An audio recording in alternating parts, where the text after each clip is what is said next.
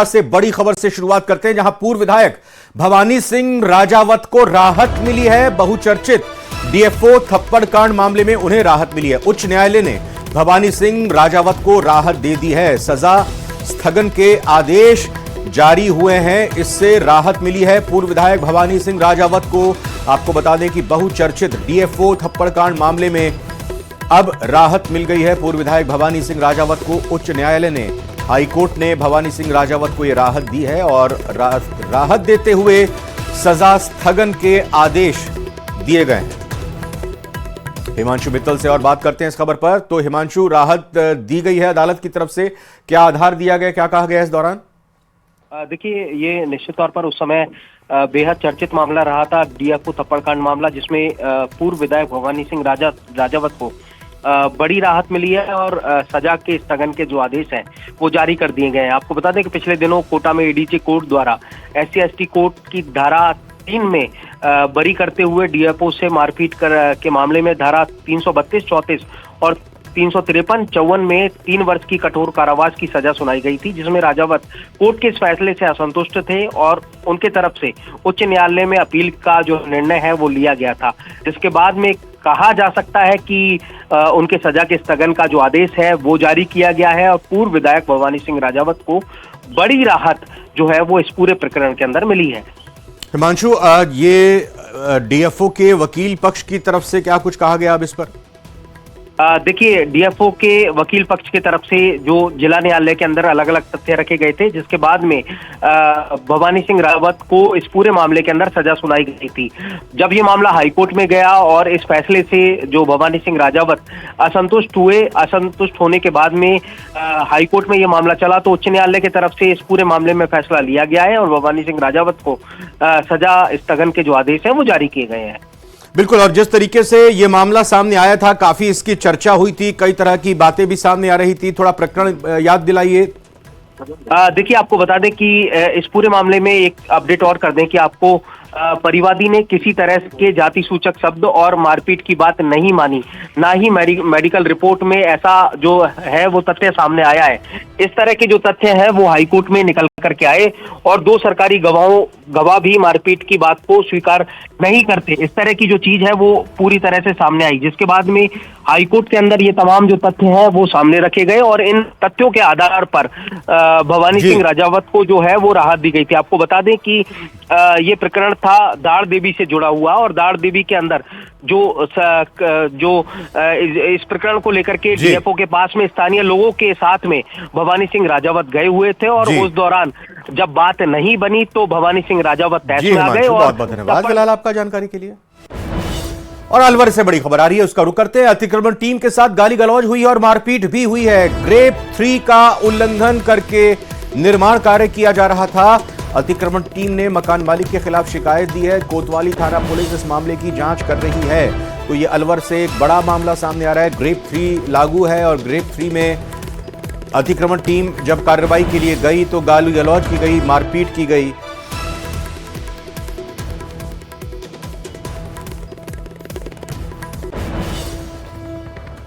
कुमार विश्वास अपने बयानों को लेकर हमेशा चर्चा में रहते हैं। फिल्मी सितारों पर तंज कस चुके कवि कुमार विश्वास ने अब भगवान राम और हनुमान के बहाने गीतकार मनोज मुंतशिर पर निशाना साधा और बगैर नाम लिए उन्होंने मनोज मुंतशिर और स्वामी रामदेव पर तंज कसा, जिस पर दोनों ने पलटवार भी किया है। साधु संतों ने भी कुमार विश्वास के बयान का समर्थन किया है। आइए इस रिपोर्ट में देखते हैं।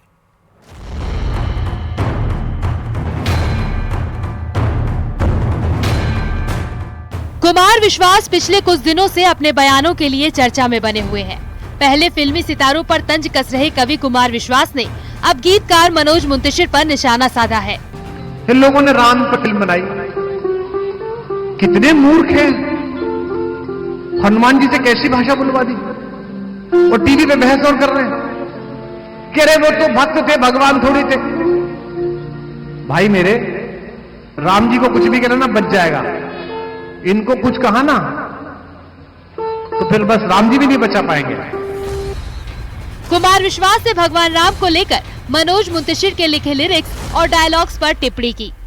हनुमान जी की भाषा,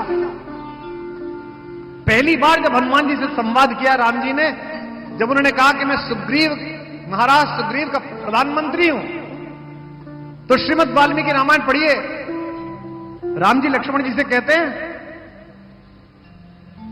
कि वाक्यज्ञम मधुरम इदम सुग्रीवम सचिवः कपि। हे सौमित्र, यह वाक्यज्ञ, वाक्य को जानने वाला और भाषा की मधुरता जानने वाला, यह सुग्रीव का सचिव निश्चित रूप से कोई बड़ा विद्वान है जिसने वेद आदि पढ़े, इतनी सुंदर भाषा बोल रहा है। और तुमने छपरियों की लैंग्वेज इस्तेमाल करा दी और फिर कहते हो कि क्षमादान दे दो। वहीं कुमार विश्वास के इसी बयान पर मनोज मुंतशिर ने सोशल मीडिया प्लेटफॉर्म पर पोस्ट किया, मेरे कारण किसी की रोजी रोटी चल रही है तो चलने दीजिए, बजरंगबली की कृपा है जो मुझे इस लायक बनाया। वहीं कुमार विश्वास ने बाबा रामदेव के प्रोडक्ट्स को लेकर तंज कसा कि बाबा अपने प्रोडक्ट्स ऐसे बेचते हैं जैसे इन्हें न खरीदो तो सीधे सनातन धर्म से इस्तीफा हो जाएगा। इसे लेकर बाबा रामदेव ने भी पलटवार करते हुए कहा कि वो कवि हैं, उनका धंधा ऐसे ही चलता है तो अच्छी बात है, धंधा चलाने के लिए कुछ तो ऐसा मजाक बोलेंगे ही। कुमार विश्वास और मनोज मुंतशिर को लेकर समाजवादी पार्टी ने भी निशाना साधा है। जो ये एक पिछला दशक एक पूरा बीता है, वो भगवान राम को पूर्ण रूप से बाजार में खड़ा करके बेचने वाला बीता। वो फिर चाहे कोई कवि हो, कोई फिल्म का कहानीकार हो, या कोई राजनेता हो, या कोई राजनीतिक दल हो, सब ने भगवान राम को बेचा है। कुमार विश्वास आजकल कंट्रोवर्सी वाली बातें लगातार करते चले आ रहे हैं। मनोज मुंतशिर उनसे भी बड़े वाले कंट्रोवर्सियर हैं। वो लगातार आपको ये सुनने देखने को मिलता है कि वो किस तरह की बातें करते हैं।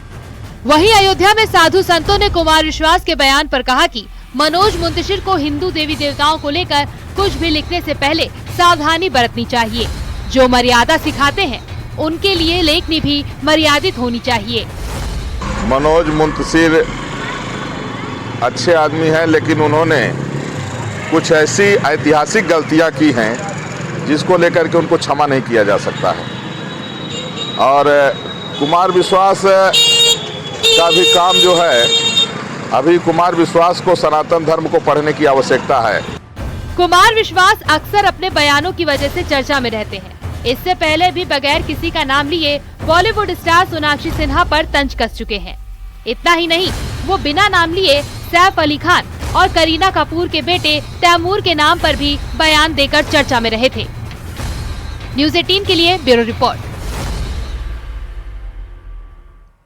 प्रदेश में जारी ट्रांसफर को लेकर बड़ी खबर आ रही है। तबादलों की डेडलाइन को बढ़ाया गया है। तबादलों की तारीख अब 15 जनवरी तक बढ़ा दी गई है। 10 जनवरी तक ये पहले तय की गई थी। 1 तारीख से लेकर 1 जनवरी से लेकर 10 जनवरी तक 10 दिनों की मियाद थी, लेकिन अब इसको बढ़ा दिया गया है। 5 दिन इस तारीख को, इस समय अवधि को बढ़ा दिया गया है। अब 15 जनवरी तक तबादले हो सकेंगे। न्यूज़ 18 राजस्थान ने आज दिन में ही पहले ये जानकारी दे दी थी कि विचार किया जा रहा है तबादलों की तारीख को बढ़ाने का, और न्यूज़ 18 राजस्थान की खबर पर मोहर लगी जब ये फैसला सामने निकल कर आया कि अब तबादलों की तारीख 5 दिन और बढ़ाकर 15 जनवरी तक कर दी गई है।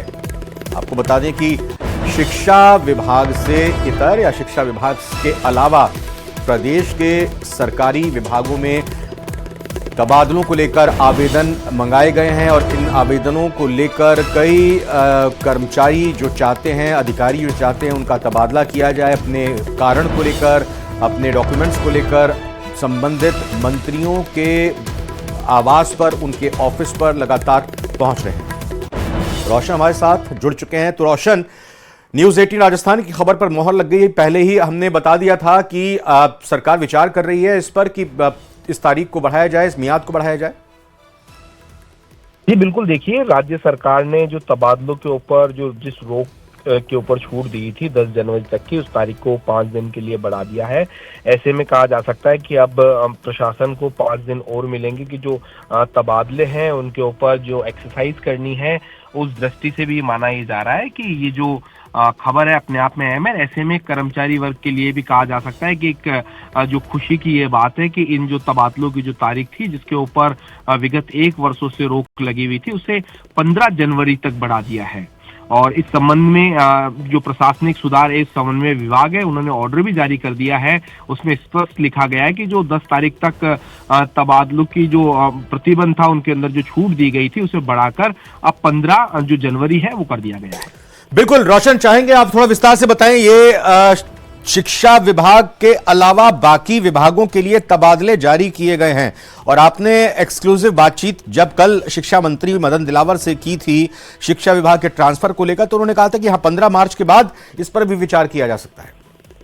जी बिल्कुल, देखिए बिल्कुल इस पूरे मामले के अंदर जो शिक्षा मंत्री है मदन दिलावर, उन्होंने कहा था कि इसको लेकर भी एक्सरसाइज चल रही है, लेकिन हालांकि जो बोर्ड एग्जाम्स हैं ऐसे में इस बीच में नहीं किया जा सकता और एक एजुकेशन डिपार्टमेंट में जो तबादले हैं उसको लेकर कहा जा सकता है कि जो मॉडल है वो सेट किया जा रहा है। उसके तहत में जो टीचर्स हैं, जो प्रशासनिक स्टाफ है, उनसे आवेदन लिया जाएगा और बहुत जल्द जो मंत्री दिलावर है उन्होंने न्यूज 18 से बात करते हुए कहा था कि बहुत जल्द जो शिक्षा विभाग में जो तबादलों के ऊपर रोक लगी हुई है वो भी हटेगी। और ये देखिए लेटर भी आ चुका है, जो लेटर जारी किया गया है कि 5 दिनों तक और यानी 15 जनवरी तक ये तबादले की प्रक्रिया जारी रहेगी। रोशन शर्मा, बहुत बहुत धन्यवाद फिलहाल आपका जानकारी देने के लिए।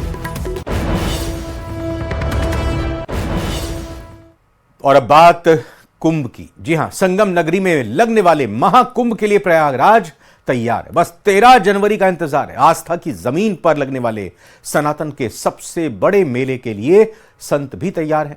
संगम नगरी में शुरू होने वाले महाकुंभ से पहले ही यहां आध्यात्मिकता के सुंदर नजारे देखने को मिलने लगे हैं। इस रिपोर्ट में देखिए।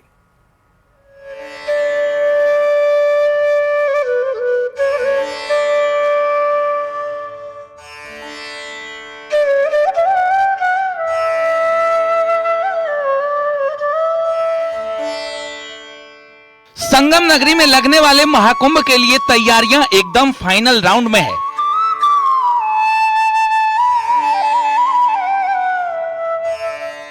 क्योंकि 13 जनवरी से आस्था का मेला लगने वाला है। प्रशासनिक तैयारियों से लेकर महाकुंभ के लिए सभी अखाड़ों की भी अपनी अपनी तैयारियां हैं।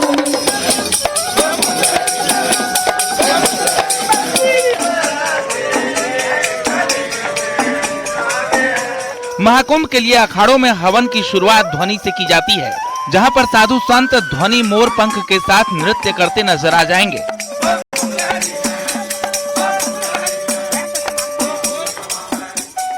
संगम नगरी में शुरू होने वाले महाकुंभ से पहले ही यहां आध्यात्मिकता के सुंदर नजारे देखने को मिलने लगे हैं। धर्मगुरु, साधु संत सभी महाकुंभ के उत्सव में डूबे हुए नजर आ रहे हैं। महाकुंभ 2025 में हर जगह अलग तस्वीर देखने को मिल रही है। एक ऐसी भी तस्वीर यहाँ जूना अखाड़ा में देखने को मिल रही है, जहाँ साधु महंत ने आज से इस यज्ञ की शुरुआत की और उसके साथ ही शुरुआत के साथ साथ देखे कैसे झूम के ये भक्त इस हवन की शुरुआत से पहले पूरा अपना देगा। यहाँ तक कि देखा जा सकता है कि इनका जोश कहीं से कम होता नहीं दिख रहा है। बात करना चाहेंगे संगम जोगी शिवड़ा सन्यासी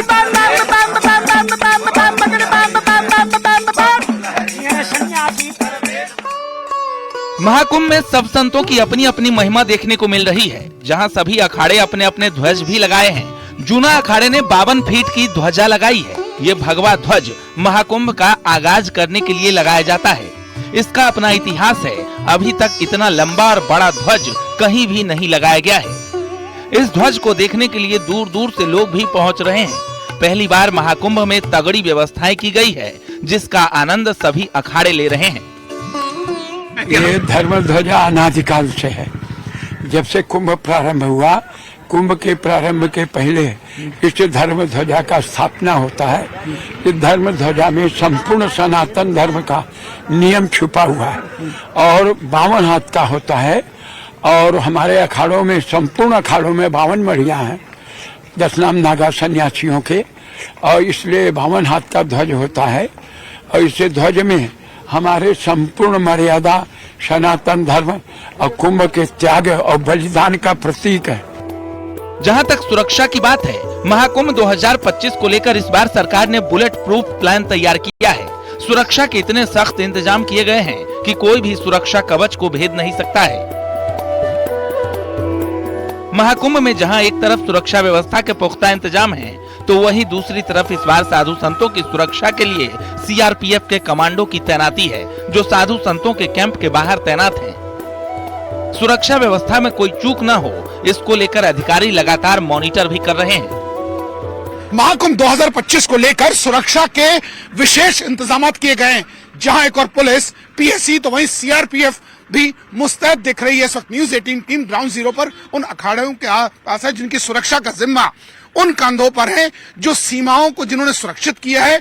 जो सीआरपीएफ के जवान आप देख सकते हैं कि इस ठंड में कैसे मुस्तैद और अपनी पोजीशन पे, और यही दृश्य हर अखाड़े के जो द्वार है उस पर देखे जा सकते हैं। ऑफिसर्स कैसे अलर्ट मोड पे वॉकी टॉकीज लेके, और दोनों एंट्रेंस और एग्जिट दोनों गेट्स पर ये जवान मुस्तैद है। और देखिए इस ठंड में जहां एक तरफ पारा गिरता जा रहा है, टेम्परेचर इनके हाथ पे आप देख सकते हैं ग्लव्स कवर करके रखे हुए, पूरी सुरक्षा में मुस्तैद है ये जवान, ताकि किसी प्रकार की कोई मिसहैंडलिंग ना हो, किसी प्रकार कोई मिसक्रिएंट्स ना हो, इसका विशेष ध्यान रखा गया। और क्षेत्र में कहीं ना कहीं पीस बना रहे, उसका विशेष ध्यान रखा गया। और सीआरपीएफ के जवान, अगर इन कैंप्स की बात की जाए तो ऐसे 43 अखाड़े हैं जिन पर ये सीआरपीएफ के जवान मौजूद हैं, और इनकी ड्यूटीज भी चेंज होती रहती हैं। और ऐसे में हर आने जाने वाले ऊपर इन्होंने नजर रखी है।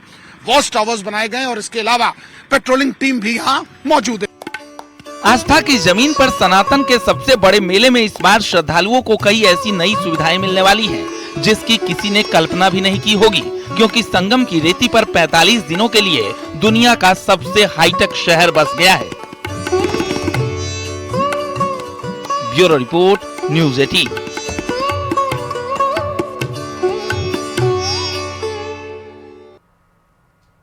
अयोध्या में रामलला की प्राण प्रतिष्ठा का 1 साल पूरा होने वाला है। कल रामलला के भव्य महल में विराजमान होने का प्रथम वार्षिक उत्सव मनाया जाएगा, जिसके लिए युद्ध स्तर पर तैयारियां की गई हैं। कल से 3 दिन तक यहां पर कई सांस्कृतिक कार्यक्रमों की झलकी देखने को मिलेगी। इस रिपोर्ट में देखते हैं।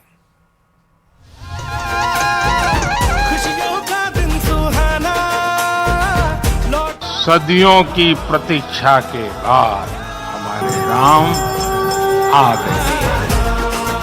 जब से अयोध्या के राम मंदिर में रामलला की प्राण प्रतिष्ठा हुई है, तब से अयोध्या में अलग ही चमक है। रामलला का महल अद्भुत अलौकिक अनुभूति दे रहा है। पिछले साल 22 जनवरी को राम मंदिर की प्राण प्रतिष्ठा हुई थी, जिसके बाद से देश विदेश से श्रद्धालु लगातार दर्शन के लिए पहुंच रहे हैं।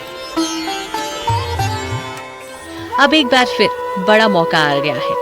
रामलला अपनी जगह पर विराजमान होकर कृपा बरसा रहे हैं, तो वहीं अब उनके वार्षिक उत्सव मनाने की तैयारियां जोर शोर से चल रही हैं। राम मंदिर ट्रस्ट पौष शुक्ल की द्वादशी को भव्य कार्यक्रम आयोजन करने जा रहा है, जिसकी भव्यता एक बार फिर दिखेगी। 11 जनवरी से इस भव्य आयोजन की शुरुआत से ही 3 दिनों तक राम जन्मभूमि परिसर और परिसर से सटी 5 जगहों पर धार्मिक अनुष्ठान का आयोजन किया जाएगा। माननीय मुख्यमंत्री महोदय को निवेदन किया गया है कि वो प्रातःकाल 10 बजे रामलला का अभिषेक करने के लिए अयोध्या पधारें। माननीय मुख्यमंत्री महोदय ने इस निवेदन को स्वीकार किया है। गर्भगृह में रामलला का अभिषेक करेंगे। सीएम योगी आदित्यनाथ मंच से संबोधन भी करेंगे। इस दौरान देश के कोने कोने से आए साधु संतों की मौजूदगी भी दिखेगी। कार्यक्रम को सफल बनाने के लिए प्रशासन और राम मंदिर ट्रस्ट दिन रात लगे हुए हैं। ये अंगद टीला प्रांगण जो श्री राम अस्पताल के बगल में स्थित है, यहाँ सभी आकर के बैठ सकते हैं। प्रतिदिन संपन्न होने वाली कथा पूज्य वासुदेवाचार्य जी के, विद्या भास्कर जी के मुखार बिंदुओं से श्रवण कर सकते हैं। उसके बाद प्रतिदिन प्रवचन सत्र 1.5 घंटे का होगा। रमेश भाई ओझा जी एक दिन उस प्रवचन सत्र में हैं। दूसरे दिन अन्य अयोध्या के स्थानीय संत वृंद, उनको भी निमंत्रित किया जा रहा है। अंगद टीले पर ही भगवान राम के जीवन पर आधारित प्रसंग पर कथाएं होंगी। इसके अलावा भजन की प्रस्तुति भी होगी, जिसमें नामचीन हस्तियां शिरकत करेगी। 13 जनवरी कुमार विश्वास और श्रीमती मालिनी अवस्थी लोक गायिका, लोक नृत्य का अपना कार्यक्रम प्रस्तुत करेंगे।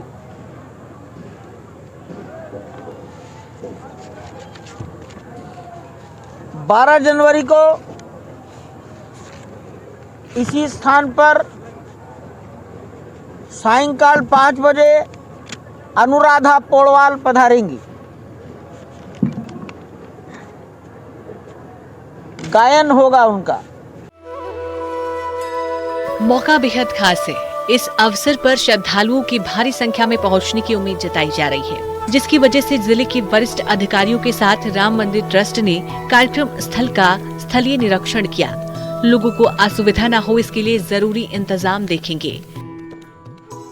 11 जनवरी 2024 को 22 जनवरी 2024 को प्राण प्रतिष्ठा कार्यक्रम आयोजित हुआ था, उसी प्रकार सफलतापूर्वक ये वाला कार्यक्रम भी आयोजित होगा। सर, क्योंकि पब्लिक बहुत रहेगी, लोग बाहर से भी आएंगे वार्षिक उत्सव में शामिल होने के लिए, तो ऐसे में किस तरीके से दर्शन पूजन होगा? क्या रूट डाइवर्जन या इस तरीके से कोई दिक्कत नहीं?